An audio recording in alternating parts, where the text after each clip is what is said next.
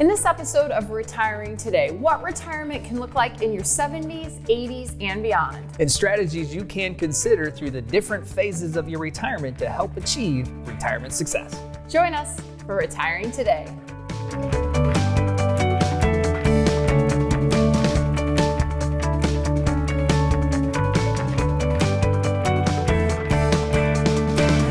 Welcome to Retiring Today. I'm here with Lauren Merkel. He's a certified financial planner. In this episode, we're going to cover something, Lauren, that really maybe in the industry isn't talked about a lot, and that's those that are in their 70s or 80s, or if you're not in those age brackets yet, what you can do in your 70s and 80s in retirement. Sometimes you find that advisors kind of get a more hands-off approach in those later years, but you think there are some important things that people can do to improve their situation in retirement in those ages. I was at an industry conference not that long ago, and at these conferences, a bunch of advisors get around, they start talking about strategies that they implement, different planning techniques. And I was talking with one advisor and he said, once my clients are over 70 and a half, there's just not a lot I can do for them from a planning standpoint. And he's just primarily focused on the investments.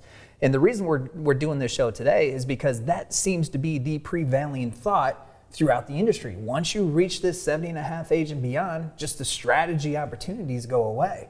And that's not true. In fact, with all of our families 70 and a half and beyond, we are still working diligently every single year to implement a lot of strategies that can be very effective, not only while they're still alive, but also to transition these assets to the next generation when they're gone. So there's a lot of strategies you can still implement regardless what phase of retirement you're in, and we're going to cover a lot of them here today.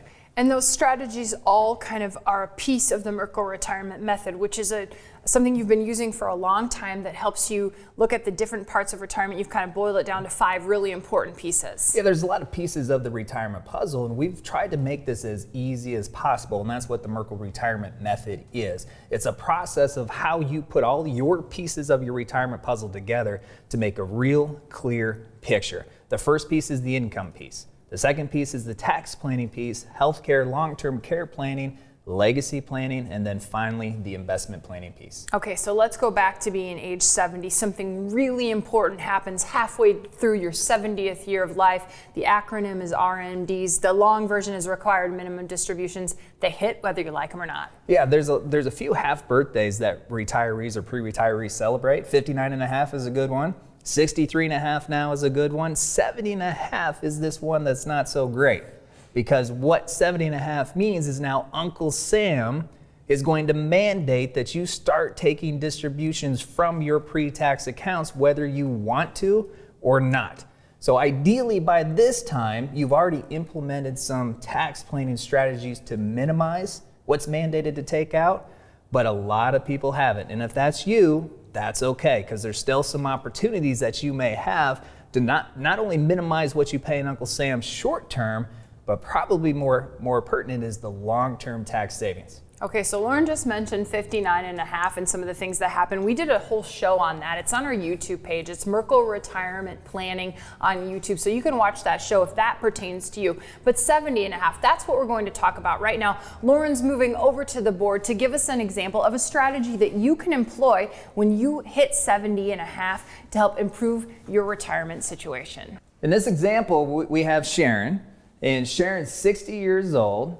And by the time she has a $500,000 IRA, and by the time she is 71, which now she's mandated to start taking those distributions, okay? So I'm just setting this up. She's 60, she has $500,000 IRA, assumed average rate of return is 6%. Now she's 71. What she is mandated to take out from this account, because now it's valued at a little bit over $890,000, is about $33,000, whether she wants to or not. So whether she needs the income, doesn't need the income, doesn't matter. Uncle Sam says it's time to pay the bill, because she's never paid a dime of tax on any of this money up until this point. But one thing you also notice is as she ages, the next year she's 72, the account value is a little bit higher. She had about 6% growth, which means her required minimum distribution is also higher, because the IRS, Uncle Sam, makes her take out a little bit bigger percentage every year that she gets older. Because again, this is money she's never been taxed on. This is Uncle Sam's way of saying, we made a bargain years and years ago That bargain was, I won't tax you on this money until at least 70 and a half, but now it's time. He's going to collect his dues. So one of the strategies that Sharon can use with this, with her RMDs, even though she's 71, 72, 73, or even 74, is she has to take the RMD out. So let's say she's 72. She has to take the $35,000 out. She can take that amount out, spend it, gift it to her kids, gift it to a charity, do whatever she wants with it, but then she can also take an additional amount out in the form of a conversion. So let's say she takes the $35,000 out, but she then converts over an additional $20,000 to a Roth IRA. She will pay taxes on the $35,000, of course. She will also pay taxes on the additional $20,000, but now that $20,000 goes to the Roth IRA, and she will never pay taxes on that Roth IRA growth ever again. Even when Sharon passes away, that money underneath the Roth now goes to her beneficiaries tax-free also. So any money that's underneath that Roth IRA, another way to think about it, is it's Uncle Sam free forever. And also then, would that reduce her RMDs in the subsequent years after she's done that? That's exactly where I was going. Oh, look at me, jumping ahead, sorry. No, that's exactly it. That's the next point of this. Because she converted money out, $20,000 to the Roth, the next year that will decrease what she's mandated to take out because she's not required to take distributions from her Roth account. Okay, so that's one example of what Sharon can do to help alleviate that tax bite the subsequent years. This next example is one of my favorites. This is called the qualified charitable distribution. So let's say, again, 72, she's mandated to take $35,000 out, but she doesn't need $35,000 to spend. She doesn't need $35,000 to maintain her lifestyle. All Sharon needs is $15,000 to maintain her lifestyle. What she can do with the remaining $20,000 is she can do a qualified charitable distribution to a qualified charity, and now she sufficed her required amount taking the $35,000 out, but then that $20,000 that went to the qualified charity, she does not pay any taxes on. So she met Uncle Sam's requirements. She did a lot of good by donating the $20,000, and it helped her tax bill as well.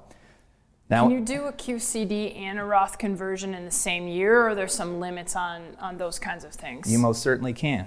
Yeah, so let's say that she used the $15,000 for her living expenses. She converted, or she did the qualified charitable distribution on the $20,000. She can still convert over another $20,000, $10,000, $30,000, whatever she wants to. So she can do all of that. What she's really going to want to pay attention to, though, is what tax bracket she's going to pay on the convertible amount. But I can tell you by doing a qualified charitable distribution, that could help keep the tax bracket lower because that's $20,000 in this example that she wouldn't pay taxes on. And here's where we see this in practice. We do this almost every single year with families that we work with. A lot of our families are already donating to their church.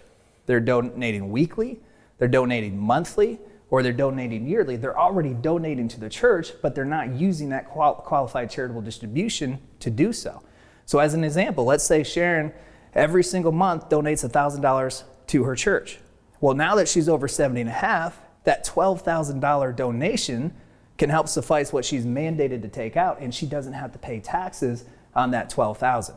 Whereas prior to 70 and a half, that $12,000, most likely, especially with today's tax environment, with the increased standard deduction, she'd have to pay taxes on. So there are a lot of opportunities, especially when it comes to tax planning post 70 and a half, that you can really implement if you implement the tax planning that's customized to you. So just a couple examples with Sharon, what she could do to help save money on taxes, not only now, but also down the road. Okay, we'll continue to talk about strategies that you can employ. We'll talk about your 80s, 90s, and beyond when Retiring Today continues.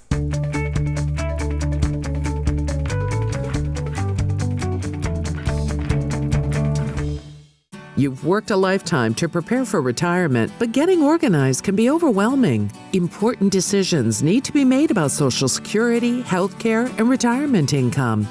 Where do you begin? At our Journey to Retirement class, you'll learn how to maximize your Social Security benefits, choose your best health care options, and avoid losses during the next market correction. Spots for this class are limited. Call today or sign up online at merkelclass.com. finally enjoying your retirement, but there are so many things to consider. How long will your income last? What will you do about long-term care? How do you set up your legacy to last for generations? Now is the perfect time to attend our Boost Your Retirement class. This class will help you take your retirement plan to the next level and set you up for success. Spots for this class are limited. Call today or sign up online at merkelclass.com.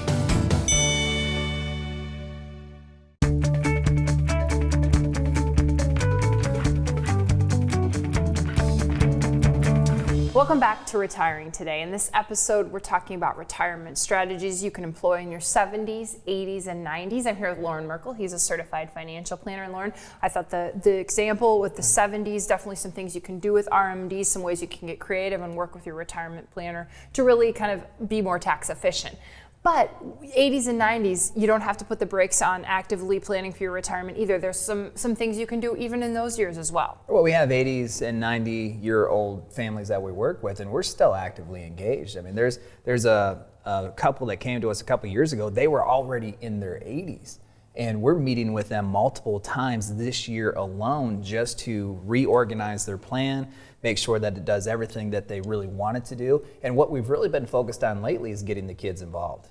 Getting the kids involved so the kids now join us with the meetings so they know exactly what the planning is. They know exactly what mom and dad's intentions are. And then that way, when something does happen one day down the road, there is no question what mom and dad wanted, and everything will transition the easiest way possible. So that's just one example.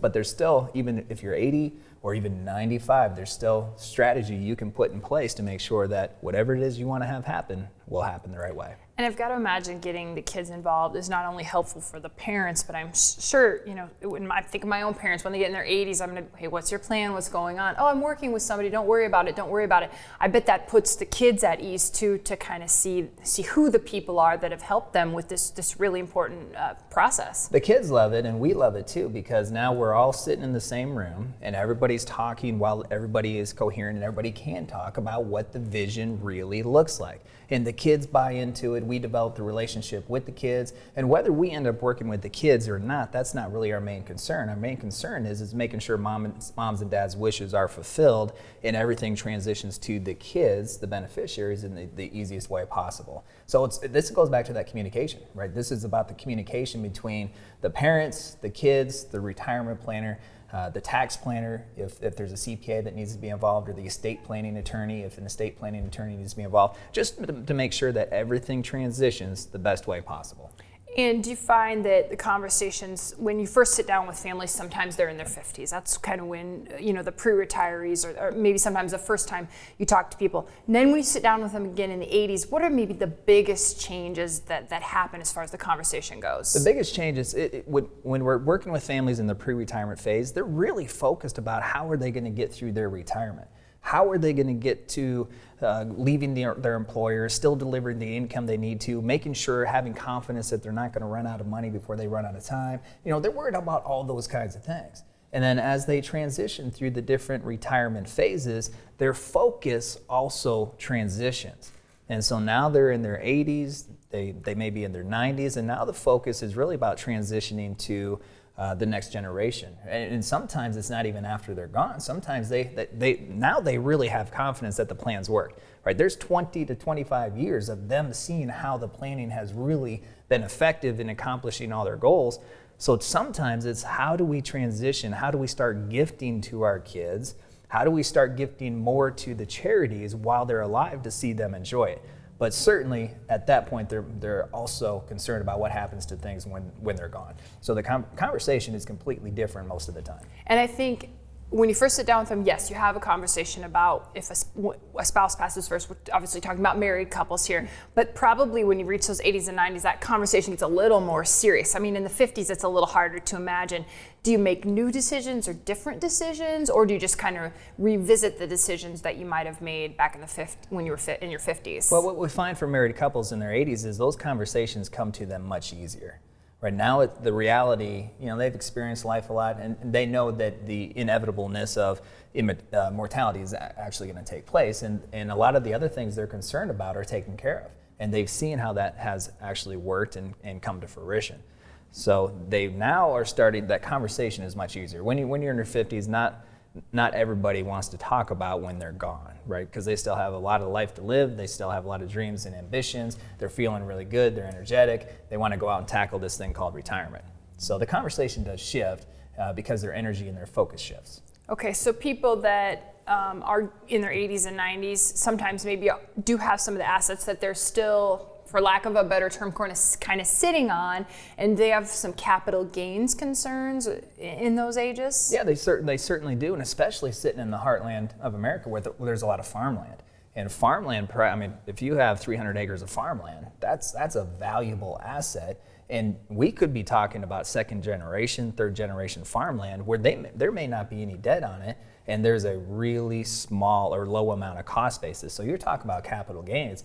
If they were going to try to sell off that farmland, they might have $1 million, $1.5 million of just capital gain that could be taxed at the 20% level.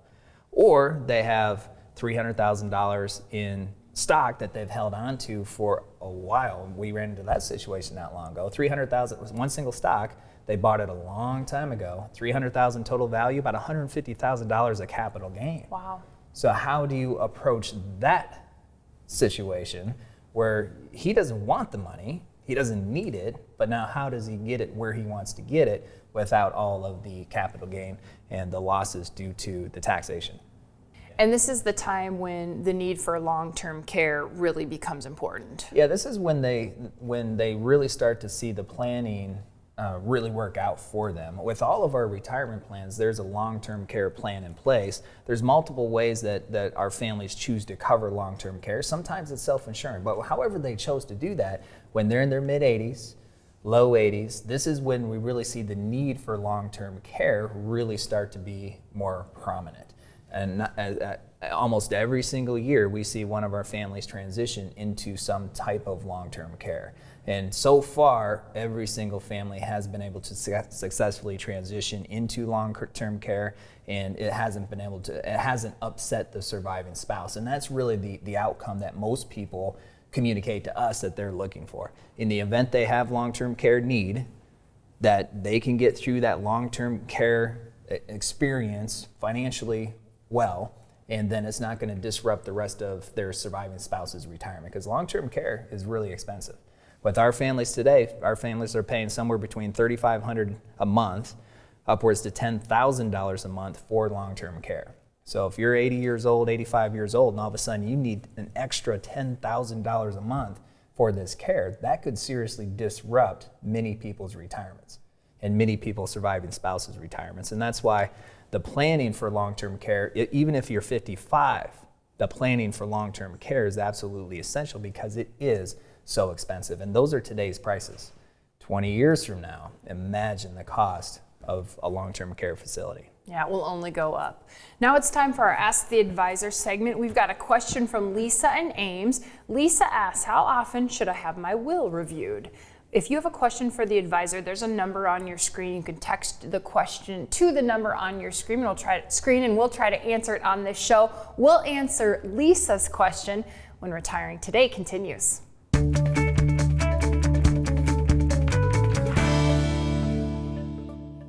You've worked a lifetime to prepare for retirement, but getting organized can be overwhelming. Important decisions need to be made about Social Security, health care, and retirement income.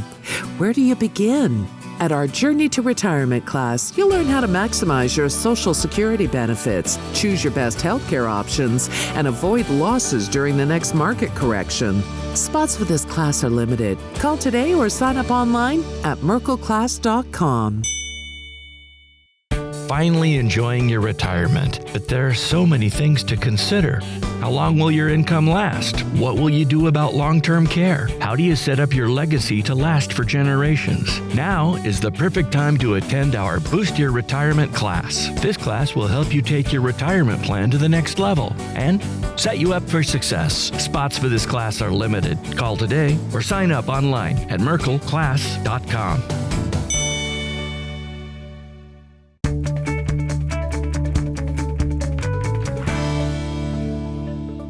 Welcome back to Retiring Today. Before the break, we talked about this question from Lisa in Ames. Here it is. How often Should I have my will reviewed? I'm here with Lauren Merkel. He's a certified financial planner, and of course, wills, part of the Merkel retirement method, the legacy plan that you help families set up. So what would you tell Lisa? Yeah, the will is a very important legacy document, and it should reflect accurately what it is your wishes are. So once you set that will up, as long as it's done the correct way, you really shouldn't have to adjust that will all that often, as long as it does accurately reflect what your current wishes are. So common times where you might want to review the will is if one of your beneficiaries has passed away, if you have a major life event, or if you just change your mind on what you want to have happen to what you have left over once you're gone.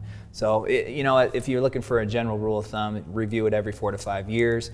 But again, as long as there's no major changes and your will's done the right way, when you set it up, you should be good for a while. And do you find, this is the case personally, we set the will up when we had children, so there was a plan in place if something would happen to both of us and there was a plan for who would take care of the kids, then is another good time to look at it then when the kids have grown up and then go from there? Certainly, one of the most powerful aspects of the will is when you have minor children. That's one of the most beneficial things your will can do, is designate who you want to be the guardian, who you want to be the caretakers of your minor children, supposedly that you pass prior to them becoming age of majority. So yes, certainly if minor children are in your will, now they're age of majority, then the will probably should be reviewed and changed based on what your current phase of life really is. Okay, so today's episode, we're talking about retiring in your 70s, 80s, and 90s. So let's look at our takeaways. Lauren, your tax plan, definitely something you want to review in your 70s. The tax plan is absolutely essential to make sure you have in place at any phase of life that you're in. So if you're 25 years old watching this show,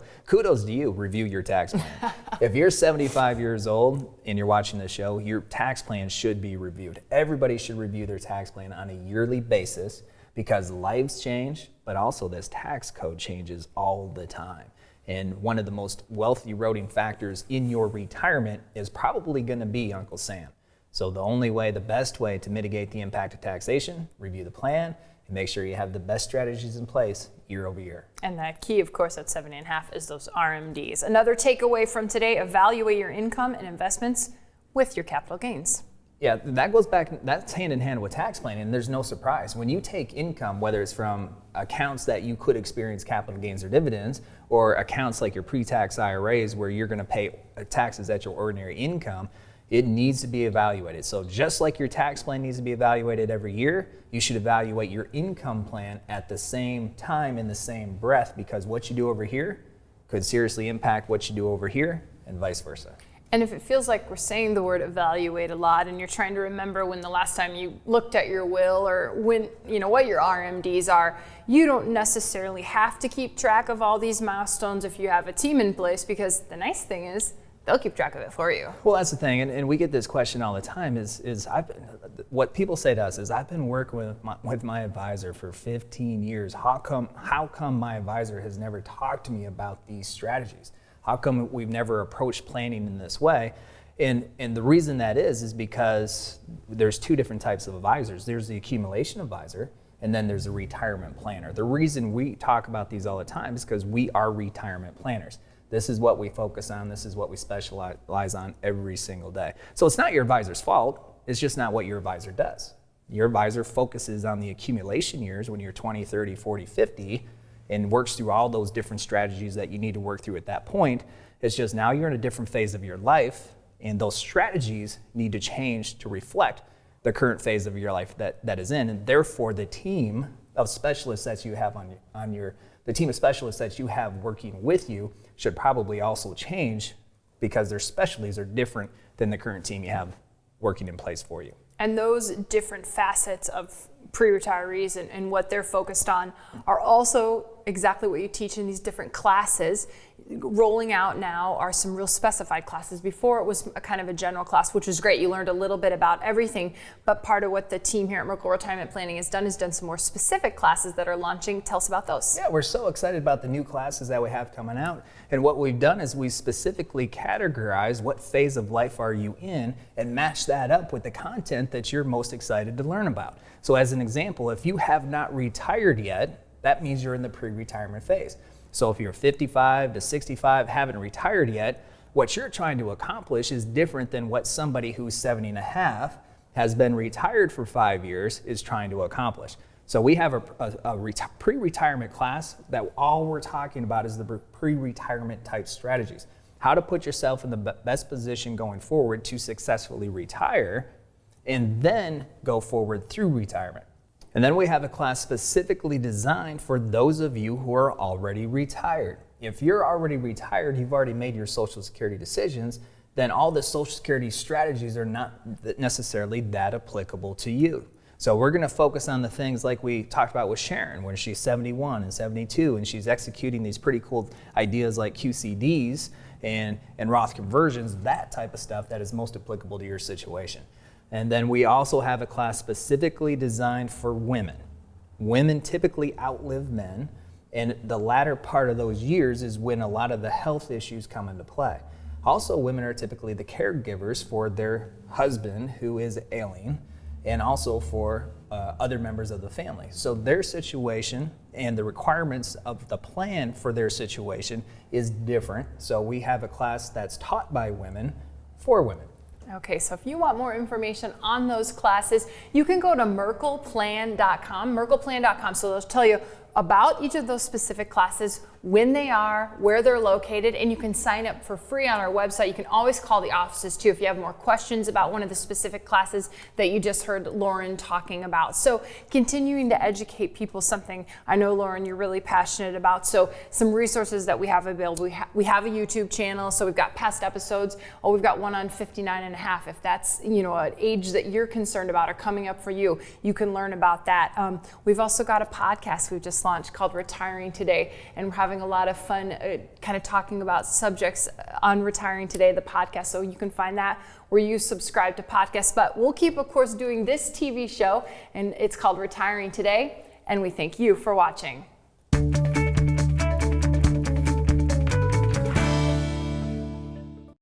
Finally enjoying your retirement, but there are so many things to consider.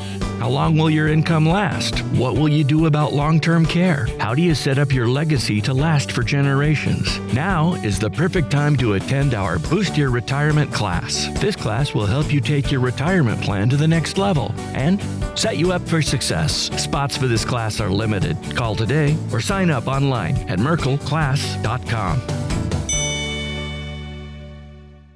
You've worked a lifetime to prepare for retirement, but getting organized can be overwhelming. Important decisions need to be made about Social Security, health care, and retirement income. Where do you begin? At our Journey to Retirement class, you'll learn how to maximize your Social Security benefits, choose your best health care options, and avoid losses during the next market correction. Spots for this class are limited. Call today or sign up online at merkelclass.com.